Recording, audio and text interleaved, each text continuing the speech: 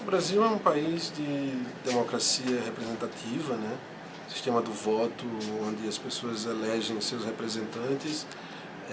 Aquelas pessoas que acreditam verdadeiramente na democracia e que ela pode ser talvez, se não o melhor, mas o caminho possível no momento, elas lutam para que esse poder de escolha, esse poder de representatividade, mesmo que ainda incipiente, mas que ele se amplie, que ele se consolide e, fundamentalmente, lutam para que a gente não volte no tempo e que não seja tirado de nós o direito de escolha, o direito de optar, de fazer nossas opções erradas e acertadas, mas fundamentalmente de avançar.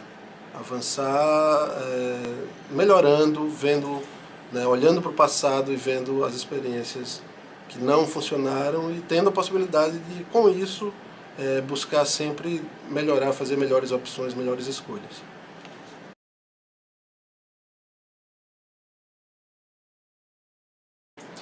Olha, eu acho que tem sim, pode existir sim, pode-se dizer que existe um problema de memória, mas não necessariamente isso seria o grande problema. A população brasileira foi trabalhada por muitos anos para não exercitar o senso crítico, não exercitar o sentido da análise da política, da análise das escolhas que ela tem. Isso reflete no momento que você vai optar por um candidato. A população brasileira, via de regra, ela não está convencida de que é necessário fazer uma análise do passado, da linha programática, da linha política. Normalmente, o conjunto da população, a maior parte da população vota em símbolos, em signos, e o que quer que aquele candidato represente. Isso geralmente para a eleição majoritária de presidente, governador, prefeito.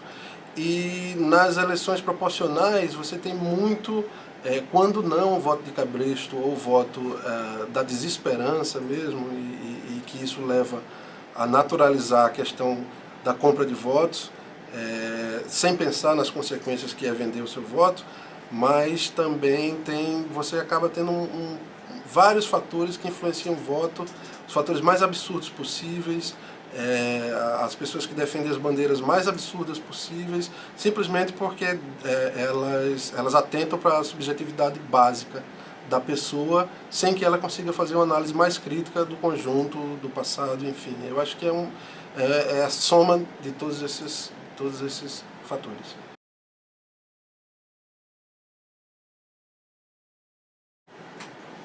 Olha, a gente pode sonhar e nunca é demais, e a tecnologia talvez consiga nos permitir isso num futuro não tão distante, que nós tenhamos um sistema de representação direta, onde o indivíduo possa fazer suas escolhas sem precisar que um terceiro lhe represente. Isso seria um avanço no sentido de consolidar a democracia plena. Porém, ainda existem, na minha opinião, algumas barreiras, alguns entraves. A gente não pode pensar a democracia como um exercício de uma pequena comunidade, que ela pode só se dar da mesma forma com um país de dimensões continentais como o Brasil, por exemplo. Então, eu acho que ainda não se conseguiu, e ainda não tem muito interesse em se pensar num sistema de democracia direta. Portanto, a gente continua na democracia representativa, com todas as suas falhas, mas ainda é a melhor forma para o momento. Eu acho que a gente precisa discutir, sim, para um futuro a médio, curto ou mesmo a longo prazo, mas é necessário que essa discussão seja pautada, que ela não é. Não é interessante para muita gente que a discussão da democracia plena seja pautada.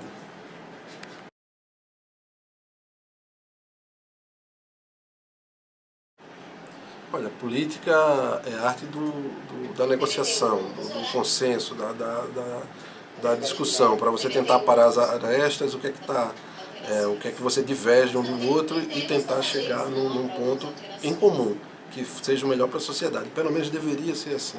Agora, o jogo da política, no jogo da política, se convencionou que para o discurso público as pessoas fazem discursos muito contundentes, né, e numa próxima eleição elas já se conciliam.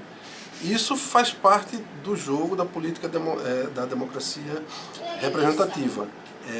Existem formas de você superar isso, aumentando a participação popular e a capacidade de escolha do povo, por exemplo. Você consegue escolher políticos, a tendência é que a população, uma vez sabedora do seu papel, da sua capacidade e com capacidade de análise crítica, ela consiga escolher políticos que não participem desse jogo, não dessa forma tão rasteira. Agora, hoje na sociedade brasileira está havendo uma polarização onde esse tipo de conciliação posterior eu acredito que tende a diminuir, porque as diferenças estão se tornando cada vez mais inconciliáveis, né? As pessoas estão... A polarização política do país hoje, eu acredito, na minha opinião, que pelo menos para essas disputas majoritárias de presidente, governador e prefeito, cada vez mais tende a esse tipo de prática de conciliação diminuir. Não acabar como um todo, mas a conciliação não é a palavra da vez, não é a palavra da moda hoje em dia. Hoje em dia nós estamos polarizados e disputando. Então talvez essas divisões, essas fissuras que vão surgindo para as pessoas que estão embaixo, para os eleitores, elas estão tendendo a subir num patamar que está fazendo com que ideias, partidos, ideologias, elas se polarizem, e isso está ficando cada vez mais difícil de conciliar, eu acredito. Olha, eu acho que o Brasil, do período pós-ditadura, as forças políticas, mesmo divergentes, tinham uma postura de maior conciliação, de maior diálogo, porque havia naquele momento, acredito eu, a compreensão de que era necessário se unir, ou pelo menos não se degladiar tanto, para que pudesse ser superado um inimigo maior que havia sido a ditadura militar, que tinha, em determinado momento, fugido ao controle, mesmo dos políticos mais conservadores, e estava afetando a todos, né? Tanto, principalmente a esquerda e as ideias mais progressistas, obviamente, mas os militares haviam fugido ao controle. Então, eu acredito que naquele momento nós vivemos um período onde as rachaduras não eram tão definitivas. Então, quando se consolidou um pouco na nossa jovem democracia, o Brasil viveu muito pouco na democracia, mais tempo nas ditaduras militares, enfim. Mas quando se consolidou um pouco, você notou que dava para notar que políticos, grupos políticos, partidos passaram a questionar o próprio processo democrático, como foi o que a gente viu na eleição de 2014. Né? Então você começou a questionar o processo democrático.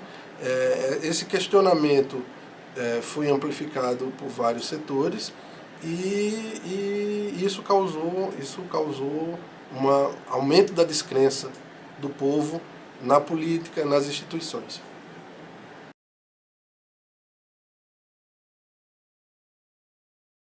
Olha, o blog é uma ferramenta fantástica de comunicação, a internet propicia isso para a gente, só que eu acredito que tem muita coisa mal escrita, mal redigida, mal conduzida na internet. O jornalista, o estudante de jornalismo que sabe do compromisso ético, ele deve saber, ele precisa respeitar. Então, o estudante de jornalismo que tem a consciência de que é fundamental respeitar o compromisso ético com a verdade do fato, nós precisamos ocupar esse espaço, porque ele, via de regra, tem sido mal utilizado, está muito poluído por pessoas que não têm preparo, pessoas que não têm... Eu acho que é importante que elas tenham o direito de estarem se expressando sobre os mais variados assuntos. Isso é fundamental na construção até de uma informação mais democrática.